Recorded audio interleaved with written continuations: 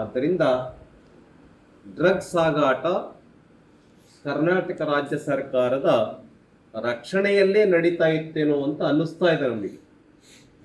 ಇದರ ಬಗ್ಗೆ ತನಿಖೆ ಆಗಬೇಕು. ಪೊಲೀಸರು ಏನು ಕಣ್ಮುಟ್ಕೊಂಡು ಕೂತ್ಕೊಂಡಿದ್ದಾರ? ಯಾಕೆ ಲಿಂಗರಾಜ್ ಅಣ್ಣಿ ಅವ್ರನ್ನ ಅರೆಸ್ಟ್ ಮಾಡಕ್ ಆಗ್ತಿರ್ಲಿಲ್ಲ? ಕಣ್ಣಿ ಲಿಂಗರಾಜ್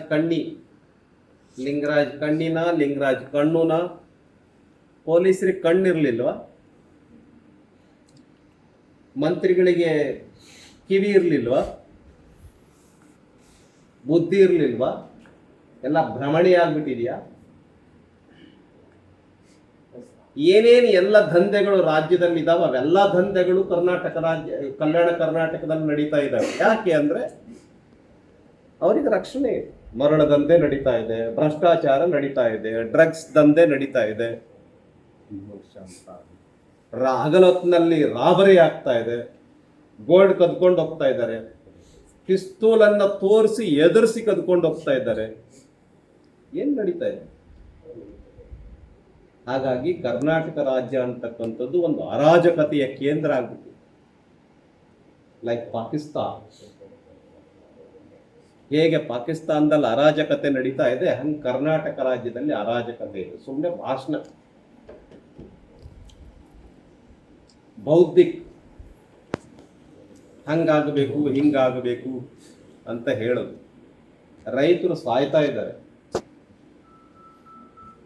ಹಾಗಾಗಿ ನೈತಿಕ ಹೊಣೆ ಹೊತ್ತು ಇಲ್ಲಿನ ಜಿಲ್ಲಾ ಉಸ್ತುವಾರಿ ಸಚಿವರು ರಾಜೀನಾಮೆಯನ್ನು ಕೊಡಬೇಕು ಅಂತ ಆಗ್ರಹ ಪಡಿಸ್ತಾರೆ.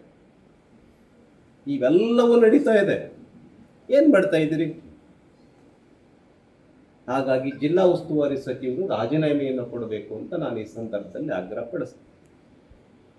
ನೀವೇನೆಲ್ಲ ಪ್ರಪಂಚದಲ್ಲಿ ಆ ರಾಷ್ಟ್ರ ಒಳ್ಳೇದಿದೆ, ಈ ರಾಷ್ಟ್ರ ಒಳ್ಳೇದಿದೆ, ಆಯ್ತು, ನಿಮ್ಮ ಜಿಲ್ಲೆ ಏನಾಗಿದೆ?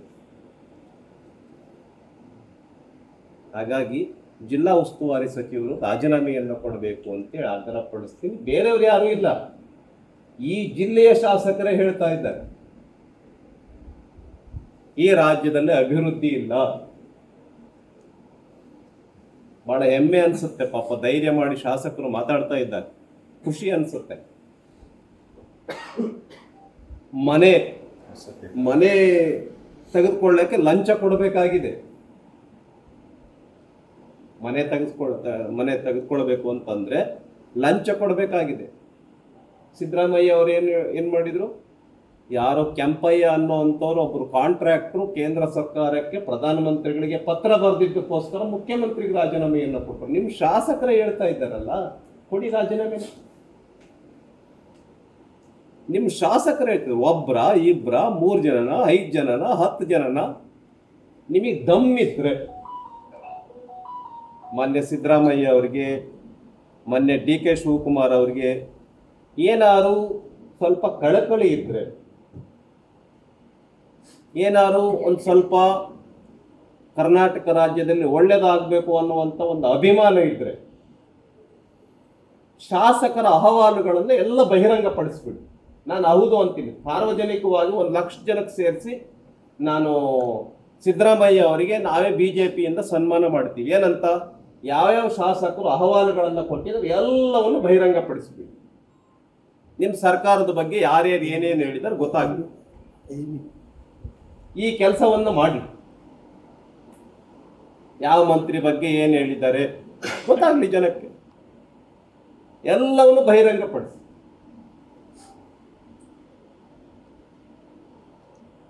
ಕಲ್ಯಾಣ ಕರ್ನಾಟಕ ಅಂತಕ್ಕಂಥದ್ರಲ್ಲಿ ಅಭಿವೃದ್ಧಿ ಅಂತಕ್ಕಂಥದ್ದು ಸಂಪೂರ್ಣವಾಗಿ ಸ್ಥಗಿತವಾಗಿ ಹೋಗ್ಬಿಟ್ಟಿದೆ.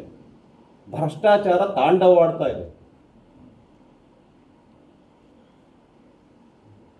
ಡ್ರಗ್ಸ್ ಅಂತೂ ಬಿಡಿ, ಮುಂಬೈಗೆ, ಬೇರೆ ಬೇರೆ ರಾಜ್ಯಗಳಿಗೆ, ಬೇರೆ ಬೇರೆ ಜಿಲ್ಲೆಗಳಿಗೆ, ಗುಲ್ಬರ್ಗ ಒಂದು ಕೇಂದ್ರ ಆಗ್ಬಿಟ್ಟಿದೆ.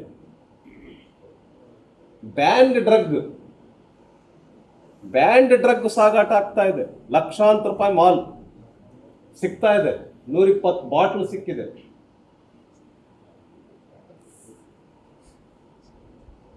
ಆದ್ರಿಂದ ಇದ್ರ ಬಗ್ಗೆ ಇವೆಲ್ಲ ಏನೇನು ದಂಧೆಗಳಿದಾವೆ ಇವೆಲ್ಲಕ್ಕೂ ಕಡಿವಾಣ ಹಾಕಬೇಕು ಅಂತಂದ್ರೆ ಮೊದಲು ಜಿಲ್ಲಾ ಉಸ್ತುವಾರಿ ಸಚಿವರು ರಾಜೀನಾಮೆಯನ್ನು ಕೊಡಲಿ, ಆಮೇಲೆ ಮುಂದಿನ ತನಿಖೆಯನ್ನು ಕರ್ನಾಟಕ ರಾಜ್ಯ ಸರ್ಕಾರ ಮಾಡಲಿ ಅಂತೇಳಿ ಈ ಸಂದರ್ಭದಲ್ಲಿ ಆಗ್ರಹ ಪಡಿಸ್ತಾರೆ. ತಮ್ಮ ಅವಧಿಯಲ್ಲೂ ಕೂಡ